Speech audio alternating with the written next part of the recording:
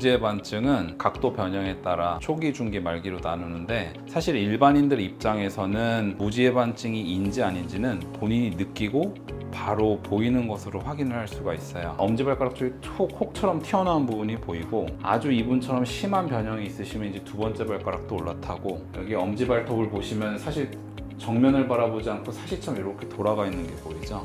그래서 이 정도가 되면 우리가 이제 겉으로 봐도 이게 말기 변형 환자구나.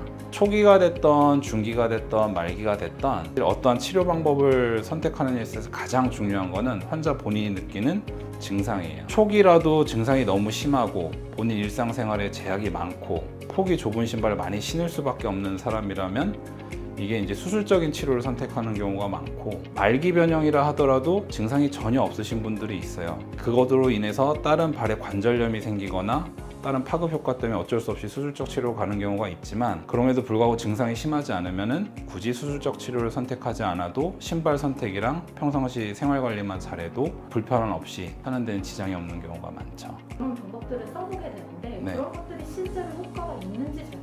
네, 대부분의 많은 무지해반증 환자들이 실제로 그런 보조기, 운동치료, 깔창치료 이런 걸 시도를 해보세요. 근데 이제 저는 단적으로 말씀드리는 거는 그런 보존적인 치료를 통해서 실질적으로 변형의 각도 정도가 호전됐다는 그런 객관적인 데이터는 없어요. 단 그런 보존적인 치료로 환자 본인이 느끼는 주관적인 불편감, 통증, 증상들이 호전되는 경우는 있어요.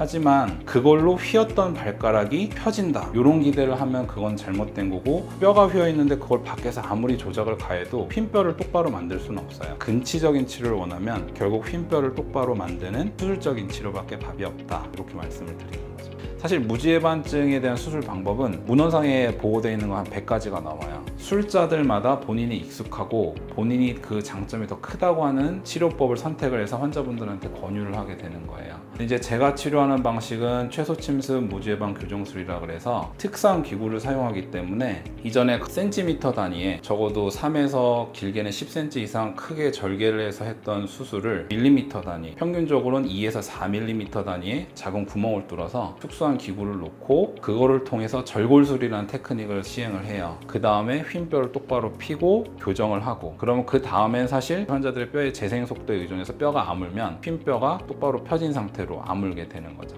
왼쪽 발은 초기 무지해반 각도를 보이고 오른쪽 발은 중기 무지해반 각도를 보이는 거예요. 제가 수술을 해드렸던 분인데, 이 분은 보시면은 오른쪽은 수술 후 상태잖아요. 그냥 딱 봤을 때 차이가 나는 건 일단 이쪽에 음영이, 피부가 이렇게 옛날에 이렇게 휘어 있었죠. 수술 이후에는 이런 식으로 일자로 교정이 됐죠. 보시면 뼈가 이렇게 휘어 있던 것이 휜뼈를 피면서 거의 일자에 가깝게 수술 이후에는 10도 정도로 이렇게 교정을 하는 거예요. 원래는 이런 식으로 했어요. 왜냐면 여기 혈관신경을 보호하면서 뼈를 교정해야 되기 때문에 이런 식으로 하니까 사람들이 너무 수술이 아프고 회복 기간도 길고 힘들었던 거죠. 아무리 작은 변형이라도 최소 한 5cm는 열어가지고 위아래 신경혈관 다 보호하고 수술을 해서 휜뼈를 펴요. 근데 이러면 수술 이후에 긴 흉터와 함께 아무는데 당연히 물리적인 시간이 더 길어지는 거예요. 이제 제가 하는 테크닉은 특수 기구를 2mm짜리 구멍을 통해서 그 휜뼈를 피는 절골술을 시행을 하는 거예요. 하고 나면 이게 수술 직후 사진이에요. 보시면 이렇게 구멍 뚫었던 자리에 반창고만 붙어 있죠. 한 2주 있으면 상처가 아무니까 외래에서 띱니다. 수술 후 한 3개월 정도 되는 시점의 분인데, 이분은 이제 절개술을 했던 분이고 이건 최소침습을 했던 환자분이에요. 보시면 흉터의 차이가 어마어마하죠. 흉터 자체로 인한 통증이 있고, 켈로이드성 체질이 있는 환자분들은 흉터 자체로 너무 많은 문제들이 생겨요. 그리고 당연히 물리적으로 긴 상처가 아무는데 걸리신 시간이 길기 때문에 환자의 불편감과 통증을 최소화하려고 발전시킨 테크닉이 지금 제가 보여드리는 최소침습 무지해반 교정술이고, 비교를 해보면 혹처럼 튀어나와 있던 것도 쏙 들어가고, 올라탔던 두 번째 발가락도 내려가고, 회전 변형이 있었던 엄지발톱도 이제 정면을 응시하고 있죠. 그래서 이런 3차원적인 교정까지 다 일어나는 거예요. 수술 이후에 시간이 지나면서 변형이 고쳐지는 게 아니라 저건 휜뼈를 수술장에서 한 번에 원스텝으로 피는 거기 때문에 바로 환자분들이 체감할 수 있죠.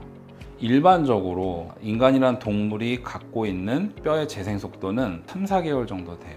그래서 제가 하는 이 무제방 교정술도 뼈가 아무는 속도 자체는 큰 차이가 없다고 알려져 있어요. 하지만 어떤 수술을 받고 나서 환자분이 회복을 하는데 주위 연부 조직이 아무는 속도도 매우 중요하거든요. 가장 큰 차이점은 연부 조직 손상 자체가 워낙 비교가 안 되게 적기 때문에 수술 직후부터 초기 회복 속도가 빠르고 통증이 급감하고 추후에 흉터로 인한 문제가 적고, 그게 가장 환자분들이 체감하는, 특히 반대쪽 발을 이미 절개 수술을 받았던 분들은 하늘과 땅 차이로 다르다고 말씀을 하시거든요. 그 구조물들이 하는 역할은 뼈의 재생 속도, 아까 제가 3개월이라 얘기했잖아요. 그 안정화를 이루는 기간 동안 그 포지션을 유지할 수 있게 고정을 하는 역할이에요.